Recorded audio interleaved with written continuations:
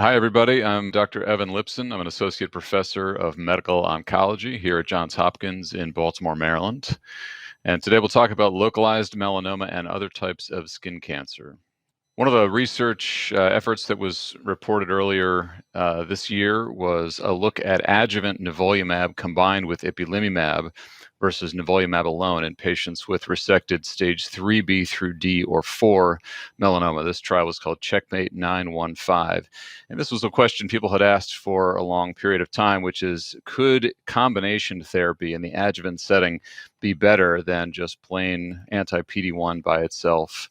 And what we saw from this study was no difference in recurrence-free survival among about 1,800 patients with resected melanoma between Nivo plus IPI compared with Nivo alone. It's important to note that the IPI used in the study was low dose, 1 milligram per kilogram every 6 weeks. But even with that limitation, the recurrence-free survival curves, as you can see, are right on top of each other. So this confirms that anti-PD-1 by itself is the standard for patients with resected melanoma in the immunotherapy space. It's important also to know that treatment-related grade 3-4 adverse events were seen in about 30% of people in the combination group versus about 13% in the Nivo group. So once again, as we've seen before, combination therapy is more toxic than single agent. So what does that mean going forward? Well, as I say, anti-PD-1 monotherapy is a standard of care. That's not changed, but it does bring the question, what other combinations might be effective? For example, anti-LAG-3 agents are sort of the new checkpoint blocker on the block. And so could that in combination with anti-PD-1 have an acceptable toxicity profile and also bring some advantage over anti-PD-1 monotherapy in the adjuvant setting? Another important study over the past year was looking at pembrolizumab versus placebo as adjuvant therapy in patients with resected stage 2B or C melanoma. This study was called Keynote 716. And the distant metastases-free survival rates were what was reported at ASCO earlier this year. And the bottom line here is that in patients with resected stage 2B or C melanoma, distant metastases-free survival was improved with adjuvant pembro versus placebo. And so what does that mean? Well, among 1,000 patients, as I say, we saw an improvement in not only distant metastasis-free survival, but also recurrence-free survival compared with placebo. The median follow-up here was quite long, 39.4 months. So the results support the use of adjuvant pembrolizumab in patients with resected 2B or C melanoma. Moving forward, though, it does beg the question, could a combination therapy be tolerable and perhaps more effective? So, as I said before, could anti-PD-1 plus anti-LAG-3, for example, give us more efficacy without a whole lot more toxicity?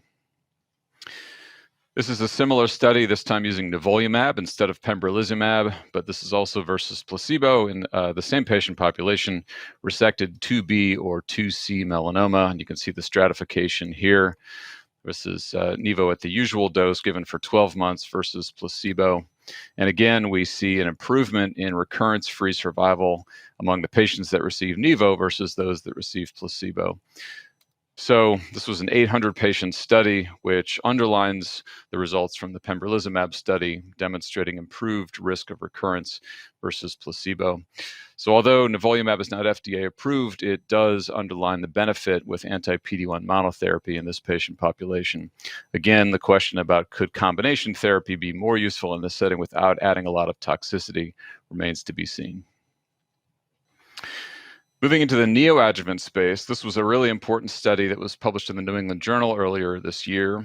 This is a SWOG study, so this is a big cooperative group study looking at neoadjuvant and adjuvant therapy versus adjuvant-only therapy in patients with resectable stage 3 or 4 melanoma. And what this compared was rates of event-free survival. And you can see here that patients that received neoadjuvant followed by adjuvant therapy had improved event-free survival compared with the group that received adjuvant only. So what does event-free survival mean? It's defined, as you see on the screen here, disease progression or toxic effects that precluded surgery, an inability to resect gross disease, disease progression, recurrence, death, etc. So the bottom line is that patients who received neoadjuvant therapy, followed by surgery, followed by adjuvant therapy, had improved event-free survival over those that only received adjuvant therapy. So clinically, what does this mean? Well, it means that neoadjuvant therapy is really sort of making its appearance on the stage. It is, in many ways, ready for prime time. There are, though, some questions. So which regimen is best? Is it anti-PD-1 monotherapy? Is it combination immunotherapy? For how long do those therapies need to be administered before surgery takes place? And then in the setting of a pathologic complete response, for example, do patients need adjuvant therapy, or is the neoadjuvant arm alone enough? Can I just ask what your thoughts are in terms of what's going on there, why you see the benefit, and whether or not you see the future using neoadjuvant treatment with lower stage disease? It's a good question about what's going on.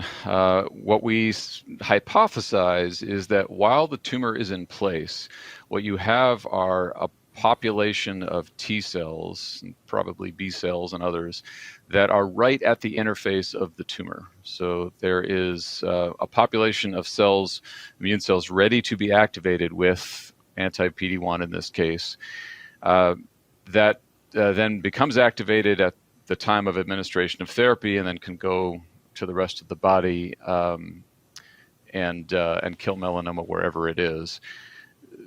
You might lose that interface when you take out a gross tumor, and then it's perhaps it's less clear which population of T cells you're activating with the administration of anti-PD-1.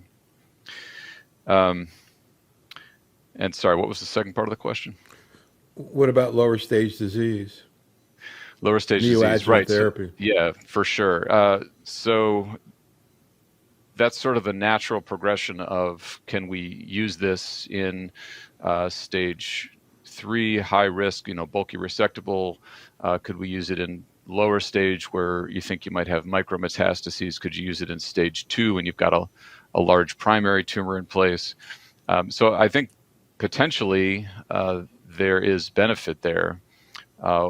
When you get to lower and lower stages, the issue really becomes one of toxicity. Because with lower and lower stage melanoma, the risk of cure from surgery increases more and more the lower the stage it goes. So if you can cure a good percentage of people with surgery alone, do you need to expose them to the potential toxicities of neoadjuvant therapy? Yeah, that's a great point. All right, please continue. All right, this next study looked at distant metastases-free survival from a combination of an mRNA vaccine and pembrolizumab, and the schema is as shown here. So patients with resected stage 3B through 4 cutaneous melanoma were disease-free at the time of randomization, and were either assigned to receive pembrolizumab plus an mRNA vaccination, or the control arm, which was pembrolizumab monotherapy. And the primary endpoint was recurrence-free survival, with secondary endpoints, as you see here: distant metastases-free survival, safety, etc. And so the reason I've got a red box around the statistics there, designed with 80% power to detect a hazard ratio of 0.5, et cetera, and a one-sided alpha, is because a lot of the debate that went on around this study had to do with the way the stats were designed. And so I'll show you the curve of this is the recurrence-free survival curve. So the red is on top, and that's the pembro plus the vaccine, and the black is below. That's the pembro control arm. And you see that there's a nice separation between those two curves, and there was a reasonable risk in the reduction. But if you look at the statistics to the right, you see that the confidence interval there crosses 1. And what was up for debate at the time that these data were presented, and other data similar to this were presented, was, did the study in fact meet the statistical criteria that I laid out in the previous slide, and were these statistical criteria meaningful?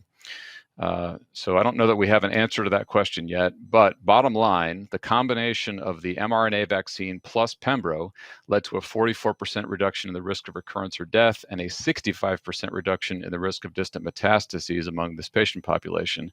However, the caveat is because the statistical outcomes were borderline, a larger sample size is needed, further testing is needed. So a phase 3 trial is opening soon. So we will know in the next few years whether this technology is beneficial. Could you talk a little bit more about exactly how this therapy works? And you said there are other similar therapies. Maybe mention those as well. So the vaccination is a bespoke vaccination, which means that with each patient's tumor, the vaccine that is prepared for that patient is based on the genetic makeup of the tumor itself.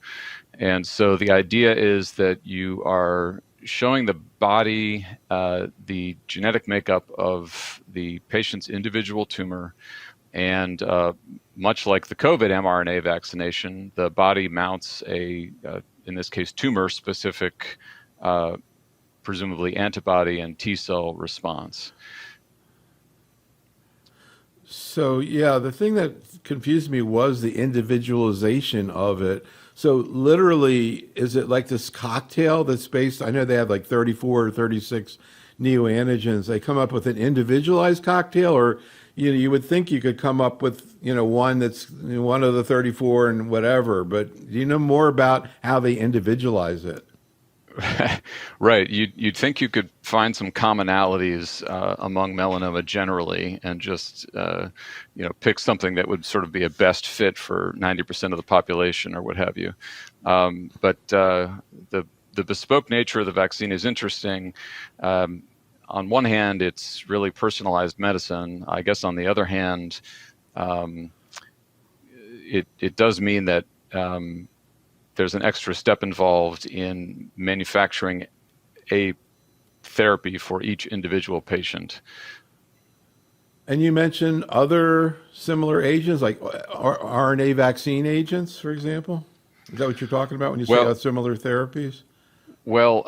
so mRNA vaccination, I guess after the COVID era, is of great interest. And so vaccinations like this are being tested not just in melanoma, but also in other skin cancers. So for example, there are trials being developed in cutaneous squamous cell carcinoma using similar technology, bespoke mRNA-based tumor vaccinations. Really interesting. Please continue.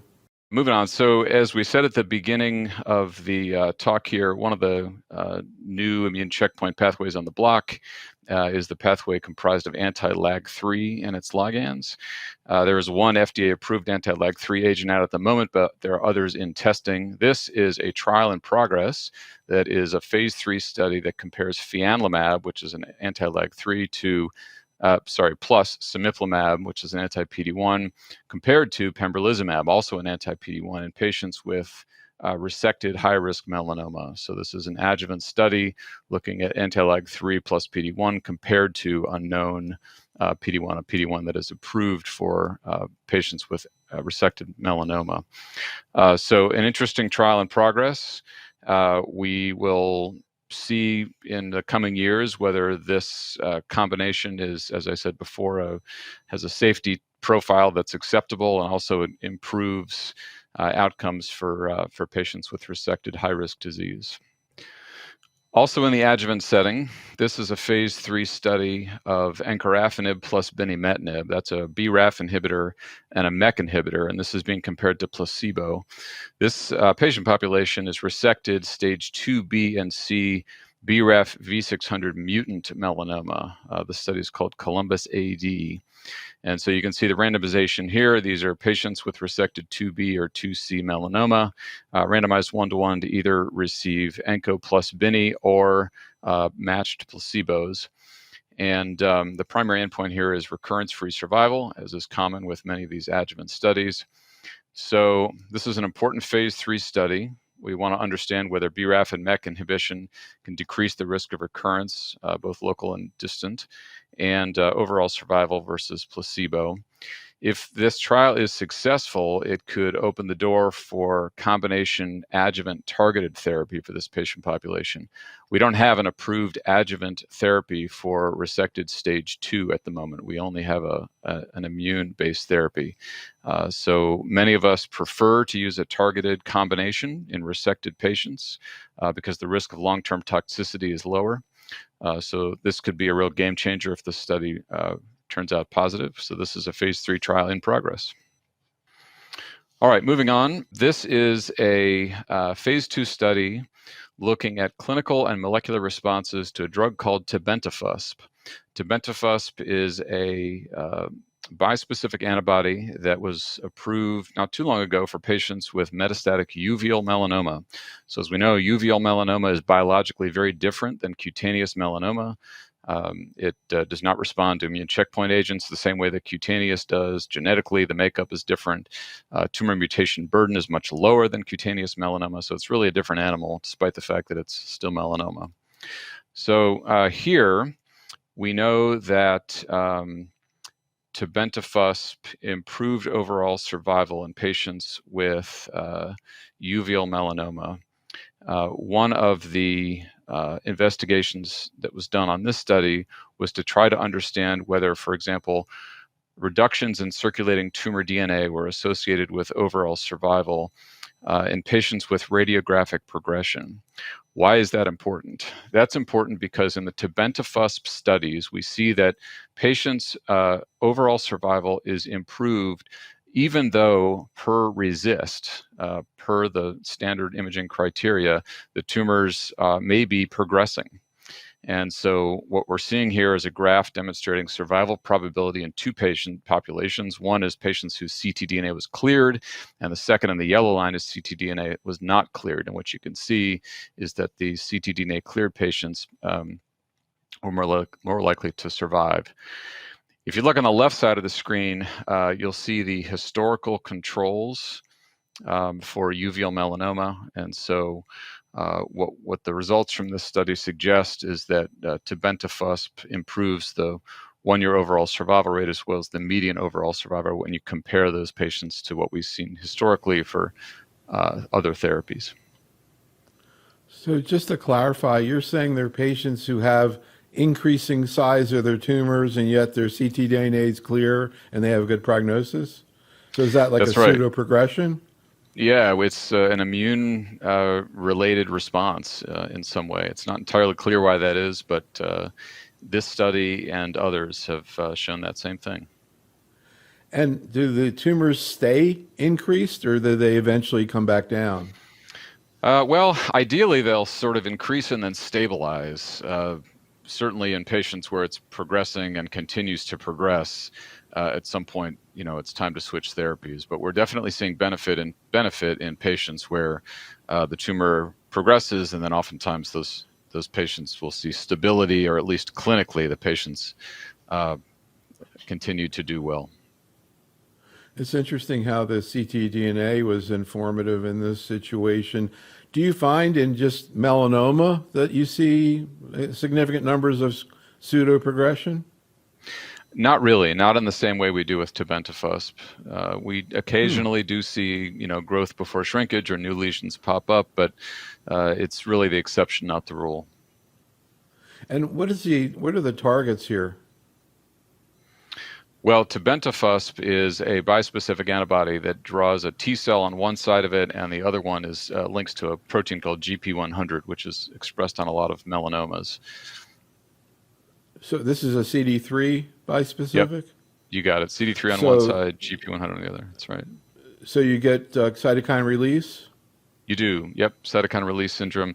Fortunately, the severe toxicities, if they're going to happen, generally only happen in the first few doses. So once you get beyond about dose number 3, the road is usually pretty smooth. You can treat as an outpatient. You don't need such intense observation. Who actually treats uveal melanoma, particularly systemically? Is that mainly in tertiary centers, or do community-based oncologists treat it? Well, it's certainly something that a lot of tertiary centers do. In talking with community med oncs around the country, I think more and more it's being used in the community. Uh, like I say, the first 3 doses can be a little bit on the tox, a little bit toxic, but I think cytokine release syndrome is actually something docs are pretty familiar with because we see it in the CAR Ts, for other indications. Well, there are also a couple of bispecifics out there. There's teclistamab and myeloma. Lymphoma has some bispecifics also, and they have that same issue of who's going to give it. But you have to have tocilizumab available in order to give it, right? We do, yeah. I would say the majority of cases don't end up needing toci, but we get away with steroids and some fluids and things. But yeah, you've got to have it on hand. Because that's the issue a lot of times with these other bispecifics, whether or not the oncologists have access to toci or not. Yep, for sure. Maybe as more and more bispecifics come in, it's going to really end up in because it's the same thing. I think with the myeloma, for example, the first couple doses and then they're fine. Have you Yep. had patients yourself with prolonged responses? Um, uh, Myself, no. I mean, I certainly have colleagues. Rich Carvajal, who was one of the lead authors on the study, has certainly seen, but myself, no. Okay, please continue. All right. So just to summarize, so here among 127 patients with previously treated metastatic uveal melanoma, despite this overall response rate that was low, about only 5%, the 1-year overall survival rate was 62%, which is much better than historical controls. It also suggests this benefit, as we were saying, beyond the traditional imaging-based response criteria. And so the exploratory analysis, as we discussed, that circulating tumor DNA is associated with better overall survival. That might actually be a better tool to measure what the success of this therapy is rather than, repeat MRIs of the patient's liver, for example. So in patients with metastatic uveal melanoma, especially those who have been through several lines of therapy, chemo, liver-directed therapy, what have you, this does seem to be a reasonable option. And even in patients where you see progressive disease on imaging, in cases where ctDNA goes down or drops to undetectable, they do seem to benefit. We do need additional studies for validation of some of these data. We also need testing of this therapy in combination with some therapies that might have some synergy. So, for example, Ipi plus Nivo, which does have a response rate of 10 or so percent in the uveal melanoma patient population. We need combo trials. All right, moving on. So this is not a trial. This is just a set of guidelines, practice guidelines that a bunch of us were involved in putting together. This is the Society for Immunotherapy of Cancer, or SITC, clinical practice guideline on immunotherapy for patients with non-melanoma skin cancers. And so this goes through in some detail guidelines, expert consensus, multidisciplinary advice about treating patients with basal cell, cutaneous squamous, and Merkel cell carcinoma. So we looked at studies that had been published. We drew on our own experience.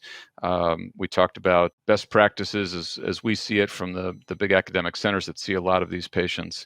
So these are evidence and consensus-based guidelines, recommendations for cancer care professionals in treating patients with non-melanoma skin cancers. Like any set of guidelines where you've got consensus based on experience, we're always in search of data that will inform our recommendations. And so as those data mature, we will update the guidelines. The paper is like epic. It's like 27 pages. There's like a ton of stuff there. Can you summarize some of the, and there's a lot of detail there, but from the point of view of oncologists in practice, could you maybe summarize a few of the conclusions of the therapies that maybe the average oncologist might not be aware of? Sure. For example, one of the patient populations that I'm interested in are patients who have had organ transplants. And this is a solid organ transplants. This is always a question that comes up. These patients are very, very likely to get particularly cutaneous squamous cell carcinoma. And so what do you do in a patient who has unresectable cutaneous squamous cell carcinoma and has had, for example, a kidney transplant? So in the guidelines, we talk about frank conversations about the risk of rejection of the organ. We talk about the likelihood that the therapy might work. We talk a little bit about what immunosuppression we think has worked in the past and what's reasonable to try and before you consider immunotherapy. So, guidelines for these small patient populations where there's just not a lot in the literature about what to do. It's interesting you brought that up in terms of that. What kinds of transplants are you talking about? I mean, it seems when this topic comes up, sort of outside melanoma, people differentiate renal versus everything else. Is that sort of the way you look at it? In other words, are there situations for transplant that are outside of renal where IO is a consideration, cardiac, hepatic, I'm not sure what else there might be. Yeah, that's a good question. So I think you're right, there are transplants that fall into the life-enhancing category, and then there are the transplants where, if you lose the transplant, that's it. So the life-enhancing would be renal and pancreas. You can replace renal with dialysis. You can replace pancreas with, pancreatic enzymes and insulin. But the conversation is different, as you suggest, for sure, between those two and everything else. I think there are a lot of kidney transplant recipients where they're considering embarking on an immune checkpoint inhibitor course with the knowledge that they may have to go on dialysis or back on dialysis in some cases. And for some patients, that's perfectly acceptable. And then there's the liver and the cardiac and the lung. And we've had conversations that go both ways there. Some organ transplant recipients, liver, for example, will come in and say, this cancer is going to take my life and I'm going to go down swinging. I'm not going to go down looking. So I'm going to try. And if it ends up that we knock out the liver, well, so be it. At least I tried. And then there are other patients that say, I'm not going to do anything that's going to potentially further jeopardize my health. The cancer is eventually going to take my life, but whatever time I have left, I'm not going to spend it trying to combat, acute cardiac rejection or something like that. Just out of curiosity, I know it's not related to transplant, but I was just thinking about a case I heard about. What are your thoughts on what do we know about some of the neurologic diseases that patients have and what happens when you give IO? And the one in particular I'm curious about, and I kind of feel like I asked you about this in the past, is multiple sclerosis. Right. I guess the question there is there a risk of exacerbating some underlying neurological condition, whether it's MS or Right. myasthenia gravis or anything else? So in general, the answer is yes, there is a risk, but no, it does not happen to everybody. And so we have pretty detailed conversations with each patient about what does that mean if we were to exacerbate whatever the condition is that somebody has. We also reach out to the patient's neurologist or rheumatologist or what have you to mitigate as best we can right from the get-go. If somebody is on an immunosuppressive therapy that seems to be holding their disease at bay, we generally keep them on that therapy and then add on immune checkpoint inhibitor therapy. We can always peel back the immunosuppressive later on if the therapy isn't working. All right, please continue. All right, moving on. So this is an interesting study. This was a trial called Checkmate 358 that looked at nivo plus ipi, nivolumab plus ipilimumab in patients with recurrent or metastatic Merkel cell carcinoma. And it was not comparative, but there was another arm that was nivo by itself. So I'll show you what that schema looks like. Here are the patients that were treated. So remember, as I said, this is a non-randomized, non-comparative study, but on the left side in green is nivo by itself, and on the right side in orange is nivo plus ipi. You can see the population's about half, 25 nivos and about 43 nivo plus ipis. But if you look at the overall response rates, you see it's 60% in the nivo arm and 58.1% in the nivo plus ipi arm. And then if you look at the median duration of response in months on the right side of the screen, you see it's 60 in the nivo and 26 in the nivo plus ipi. So why was this important? This is important. This multi-center international phase 1-2 study was important because we don't really have a good handle on whether adding ipilimumab to patients with advanced Merkel cell carcinoma is of benefit. There was one study that was out of Moffitt that demonstrated a 100% response rate in patients with Merkel cell who received IPI plus Nivo. This study did not do that. The study demonstrated that both Nivo and low-dose IPI were associated with frequent and durable responses. And as I said before, this was non-randomized, and so you can't really compare between the cohorts, but there was not a suggestion of additional efficacy, either in response rates or PFS or OS in the combination arm. So this study does not support the administration of IPI plus Nivo to patients with advanced Merkel cell carcinoma. This is contradictory to results from other groups that do suggest some benefit with the combination. So for now, anti-PD-1 or anti-PD-L1 monotherapy remains the standard of care. Sometimes we do consider the addition of ipilimumab in patients with MCC that is refractory to anti-PD-1. So I know this was a small number of patients and it's an indirect comparison, but you make anything out of the duration of response difference? Yeah, that's curious. That caught my eye as well. You would expect, if anything, they would potentially be equivalent there. I don't know if IPI is having a deleterious effect or if just the numbers are too small to sort of make heads or tails. The numbers really are small, for sure. They are, for sure. And it's indirect. Yeah, for sure. And so we need bigger patient populations. The trouble is this is a rare tumor type, so it's really difficult to amass the hundreds of patients or whatever that you'd really need to do a solid trial like this. As I said before, we do in patients with PD-1 refractory Merkel cell carcinoma add IPI, and in some cases we actually have seen responses to that. Interesting. All right. Moving on, this is a cutaneous squamous cell carcinoma trial, and this was a fascinating study for several reasons. So this is the schema for this study. So this took patients with cutaneous squamous cell carcinoma, and it randomized them to two arms. The top arm, you can see arm A, that's nivolumab monotherapy, and the arm B in the middle of the screen is combo, Nivo plus low-dose ipilimumab. So patients get, you can see, 2 doses, and then they are supposed to go to surgery. But some very interesting things happened along the way. The first is that 10 patients withdrew consent to surgery because the patients themselves noticed that their tumors had regressed after 2 infusions of the immunotherapy. I will say this is not uncommon. We have had patients on similar trials that have seen their tumors melt away with immunotherapy and have opted not to go to the operating room. We don't really understand whether that is equivalent or not to having a remarkable response to immunotherapy and then going to surgery. There really has not been a comparison.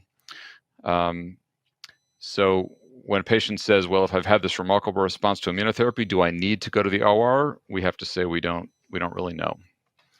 So if you look at relapse-free survival among the patients here that did go to surgery, and then the ones that had the complete clinical response, that's the CCR patients. What you see on these top bars here, the green, the major pathologic responses, and the clinical complete responses, everybody does really, really well. And so it may be that, granted this is a relatively short follow-up, but it may be that if you have a patient with a clinical complete response, you actually don't need to send them to the operating room. That data by itself might be enough to say that their longer-term relapse-free survival rate is going to be excellent, and they could spare themselves a trip to the OR. Just kind of curious who these patients are. Are these tumors generally neglected? Are they socioeconomically disadvantaged patients? Who are these people? That's a great question. Some of the non-melanoma skin cancers are patients where you're right, it's neglected for a period of time, and by the time it gets to us, it's gotten into lymph nodes and other local structures. Other patients just have really aggressive biology where despite having gotten on top of things in a timely fashion, before you know it, it's gotten into other structures or metastasized. And any correlation with the PD-1 levels or TMB? Good question. So most of the cutaneous squamous cell carcinomas have a very high TMB to start with. So that's one of the reasons we think that there's such high response rates. In fact, in a study that was published earlier this year, we saw a 51% complete pathologic response rate to cemiplimab monotherapy. And so the the squamous cell population, cutaneous squamous cell population in general, is just really sensitive to anti-PD-1, probably for that reason. When you say high TMB, like how high? Well, the numbers are a little bit all over the place, but we certainly see numbers as high as 20, 25, 30, 40 mutations per megabase. So it's among the highest of the cancers we see. Yeah, interesting. Yeah, that's definitely a little bit higher. I mean, I guess MSI high is a little bit higher. Does that sound right?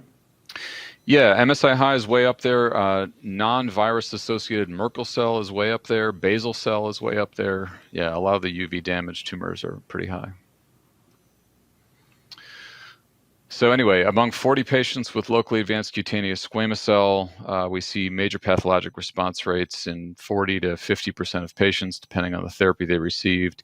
And as I said, I think one of the most interesting parts about this is that the 9 patients that declined surgery because they themselves noticed the remission tended to do very well longer term.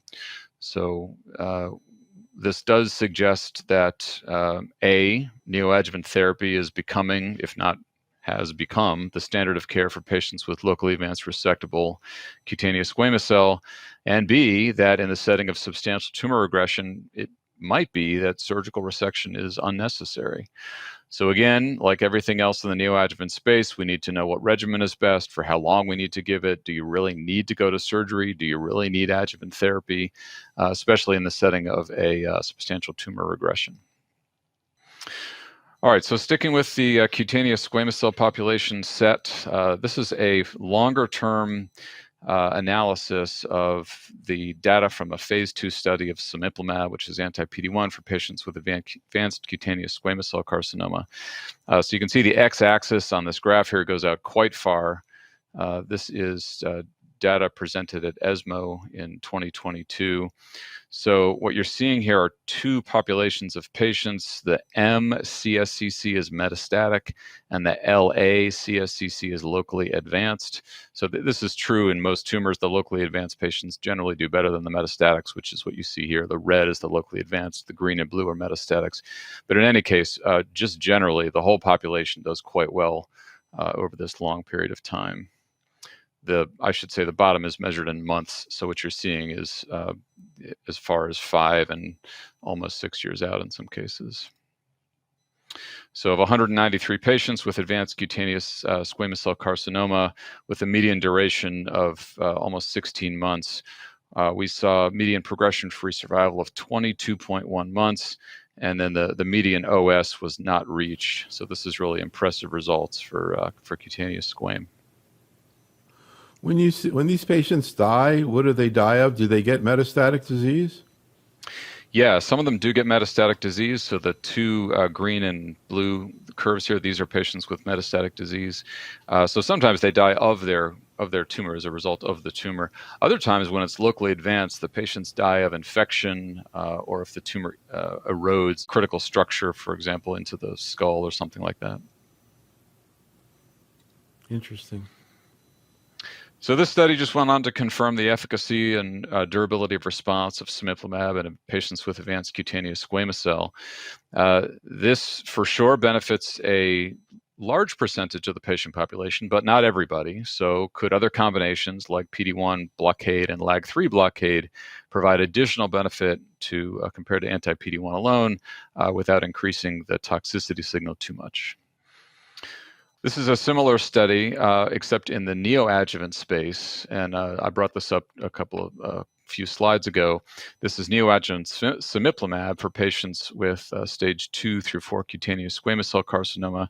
This was published in the New England Journal back in 2022.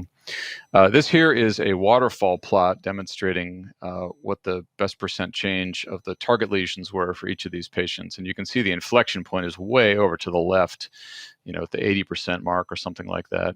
So this is 79 patients with advanced cutaneous squam. They received neoadjuvant cemiplimab. And what we saw was a complete response or major path response in 64, so almost 2/3 of patients, with an objective response seen on imaging in 68%. So this is quite an impressive waterfall plot for these patients who received neoadjuvant cemiplimab. So the results were exciting for sure. As I said before, neoadjuvant therapy, I think, probably has at this point become standard of care for patients with locally advanced resectable cutaneous squamous cell carcinoma. I think we are helping the majority of patients, but as I say, not everybody. There are these patients on the left side of this curve here where the tumor grows despite cemiplimab. So will the addition of additional checkpoint agents help to increase the percent of patients that we are helping? We need larger trials to address these questions. The other thing that comes out of this is, with such a high path complete response rate, do we need to take all those patients to the operating room? Could we just judge by imaging alone whether somebody could use the cemiplimab as their primary and only therapy? Moving on, so this is also a cemiplimab trial, except this time it's in basal cell carcinoma.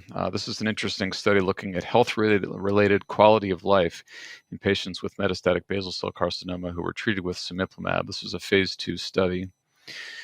So this is an interesting patient population. These patients were either progressed on or intolerant to a hedgehog inhibitor.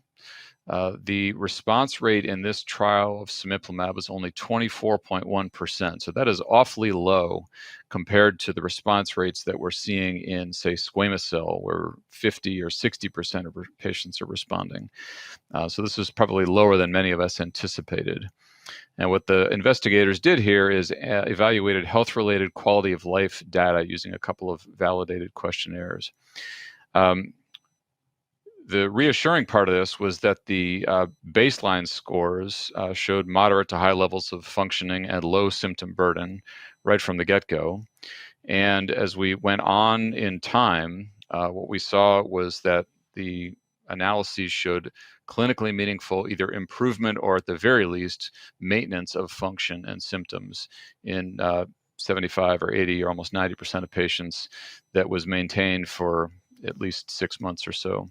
So what this suggests is that most patients with metastatic basal cell carcinoma that are treated with cemiplimab either maintain or improve their function and global health status and quality of life. So cemiplimab does, for sure, remain a standard of care therapy for patients with metastatic or advanced basal cell carcinoma who have previously received a hedgehog inhibitor or for whom a hedgehog inhibitor is not appropriate. However, these data do beg the question, why are response rates in basal cell carcinoma so low? Why is it only 24% as opposed to 40 or 50 or 60% like we see in other cutaneous tumors? So here at Hopkins, we have an ongoing trial of frontline anti-PD-1. And as we presented at ESMO last year, we're seeing about a 50% response rate in the untreated set, the untreated basal cell carcinoma set. So it may be that anti-PD-1 up front as opposed to second line may be beneficial in this patient population. Any trials combining hedgehog inhibitor plus a PD-1? And what is your experience with hedgehog inhibitors? And do most patients, for example, in this study, about how many of them were progressing and how many came off because of toxicity from the hedgehog inhibitor? Great question. Yeah, there have been studies, they're small, but there have been studies looking at PD-1 plus hedgehog. It did not seem that there was any additive impact there. Yeah, the tox from hedgehog inhibitors is important. A good percentage of the population, I want to say 35 or 40% or something like that, generally comes off of the drugs not because of progression, but because of the toxicities. We see hair loss, we see taste changes, we see muscle cramps, we see weight loss. So they're not dangerous, but they really do impact quality of life, the toxicities from hedgehogs. So I think the question about could we avoid hedgehog up front and just go right to anti-PD-1 becomes important, not just in an efficacy sense, but also in a toxicity sense.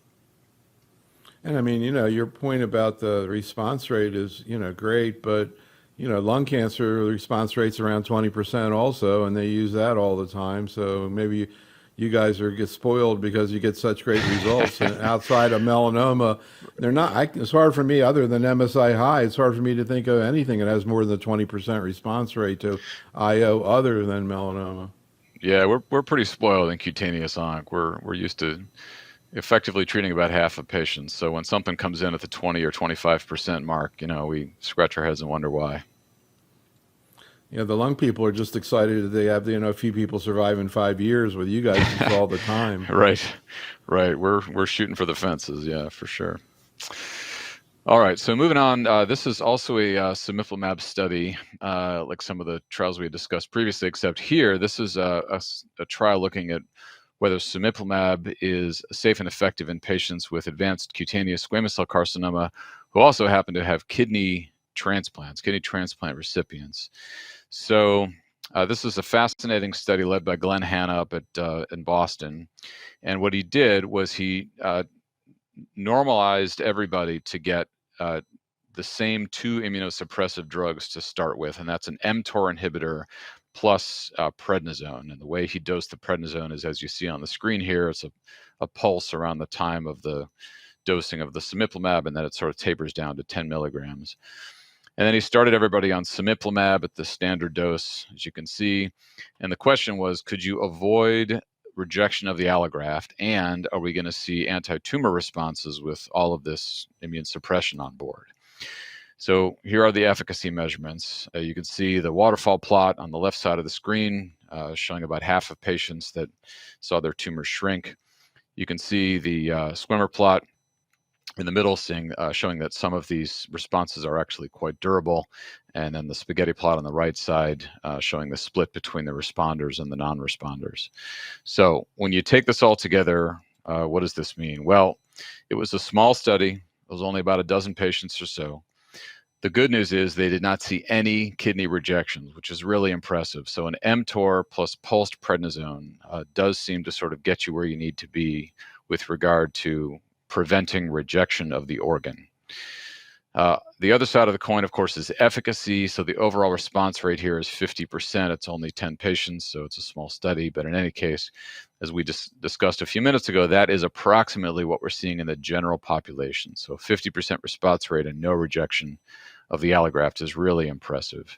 And the durability, of course, is as you'd expect. So these patients that are on chronic immunosuppression can still maintain these durable anti-tumor responses. Caveat, of course, is a small patient population. So an mTOR inhibitor plus pulse prednisone at this point does seem to be the regimen associated with the lowest risk of organ rejection that does not preclude responses to cemiplimab. So when somebody calls me and said, I have a kidney transplant patient who needs therapy, this is the regimen that I say, this is what we have the most data about that's proven efficacious and safe. What does it mean in terms of research? We need larger studies for sure. So this patient population is in dire need. There have only been 2 prospective studies really that have investigated this patient population, one that we led here at Hopkins, and then Dr. Hanna's study, as I just described. So there's a lot to learn about how to thread this needle to keep the allograft safe and still allow for anti-tumor immunity. What's the prevalence of people with a status post-renal transplant in the United States? I guess it's probably quite a bit. It is, yeah. So if you look at the stats comparing the general population to the transplant, organ transplant set, what you see is for cutaneous squamous cell carcinoma, the solid organ transplant recipients are between 65 and 250 times more likely to wind up with a cutaneous squamous cell carcinoma compared to the general population. So much, much higher. Beyond that, cancer is the 3rd most common cause of death among kidney transplant recipients. So this is a growing patient population. I think back in 2017, there were something like 35,000 solid organ transplants performed in the United States. And these patients are living longer and longer on these immunosuppressive agents. And so this is a growing population who are at hugely high risk of getting particular cutaneous squamous, but all cutaneous malignancies, melanoma, Merkel cell cancer, basal cell, they're at much higher risk than the general population.